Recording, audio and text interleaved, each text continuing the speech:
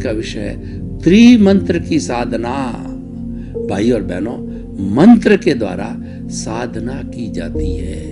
मंत्र जो एक अनुप्रेक्षा है, हर धर्म में अपना अपना मंत्र होता है। उस मंत्र का बराबर बार बार जाप करना है, उसका उच्चारण करना है। उससे हमारी वाइब्रेशंस जो है शुद्ध होती है और एकाग्रता साथ होती है। तो शुद्ध वाइब्रेशन से और एकाग्रता से जो है हमें निष्पत्ति क्या होती है कि हमारी आत्मा की शुद्धि होती है। आत्मा की शुद्धि कैसे होती है कि जब मंत्र चलता रहता है, उसमें हमारी एकाग्रता रहती है और उसमें हम ज्ञाता दृष्टा हो जाते हैं। तो उस ज्ञाता दृष्टा भाव से हमारा जो कॉजल बॉडी है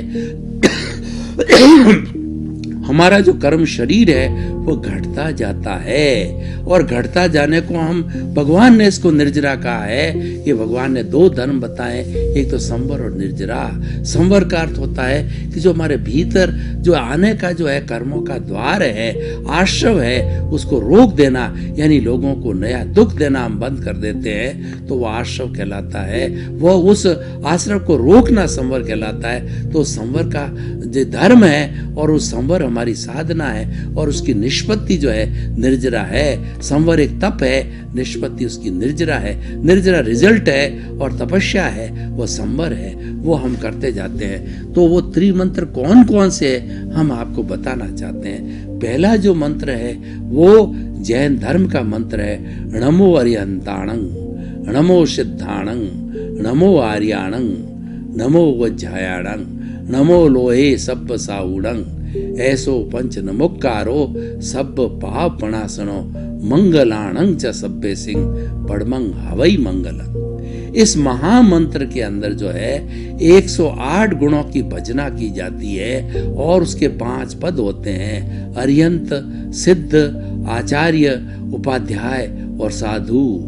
ये मंगलकारी मंत्र है। ये 5 पदों का मंत्र और 35 जो है उसके जो शब्द है वो बहुत बड़ा कल्याण करने वाला है, वो आत्मशुद्धि करने वाला है, वो मुक्ति को ले जाने वाला है। इसीलिए इस मंत्र की बार बार जो है हमें स्मृति करते रहना चाहिए। और यही मंत्र जो है जब हम बार बार स्मृति करते हैं, उसका उच्चारण करते हैं, तो ये मंत्र जो है वो शुद्ध अवस्था को प्राप्त हो जाता है, मंत्रित हो जाता है। और मंत्रित होने पर हमें जो है बहुत बड़ा लाभ मुक्ति को देता है। अब देखिए इसके अंदर 108 गुण कौन कौन से हैं। तो पहले जो है, पहला जो अरिहंत, अरि का मतलब दुश्मन, हंत माने नाश करने वाला।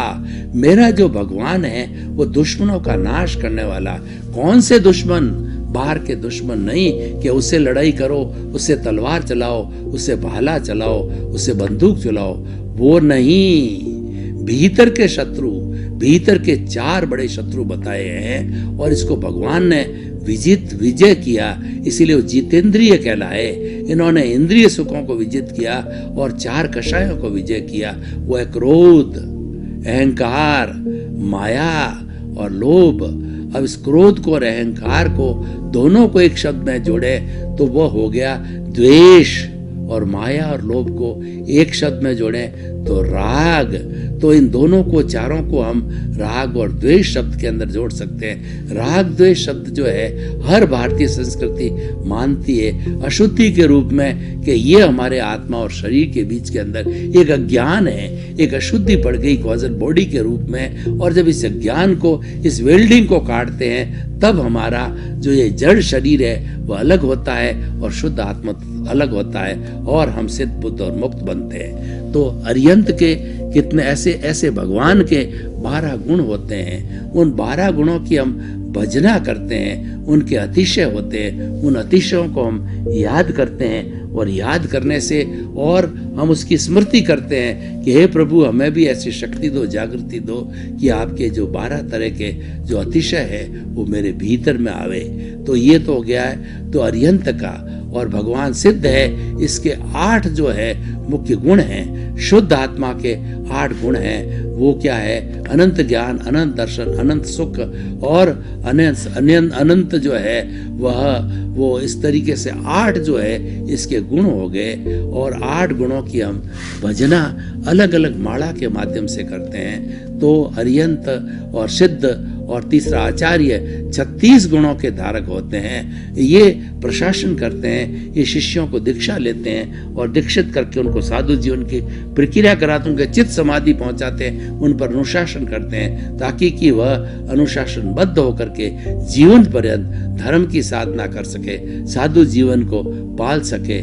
तो भाई और बहनों, और ये जो है 100% जो है वो अहिंसक कहलाते हैं, क्योंकि इनकी जो अहिंसा होती है, हिंसा करनी नहीं, करवानी नहीं, अनुमोदनी नहीं, मन से नहीं, वचन से नहीं, काया से नहीं। ये 9 कोटि त्यागी होते हैं, पूर्ण अहिंसक होते हैं। 36 गुणों के धारक को आचार्य कहा जाता है। उसके बाद उपाध्याय होते हैं जो कि प्रोफेसर कहते हैं हम, जिनको हम एसोसिएट प्रोफेसर, असिस्टेंट प्रोफेसर या लेक्चरर यानी शिक्षा देने वाले उपाध्याय होते हैं। इन उपाध्याय के जो है वो कुल जो है वो 25 गुण होते हैं। ये इतने गुणों के धारी होते हैं और ये आगम मर्मज्ञ होते हैं, आगमों का स्वयं अध्ययन करते हैं और शुद्ध ज्ञान के माध्यम से हमको आगमों की विवेचना, आगमों के प्रवचन देते हैं उपाध्याय जी महाराज। और दूसरे जो है अन्य साधु संतों को भी पढ़ा करके वो आगमों के बारे में बताते हैं, क्योंकि सबका जो भगवान की वाणी का, जिन वाणी का निचोड़ है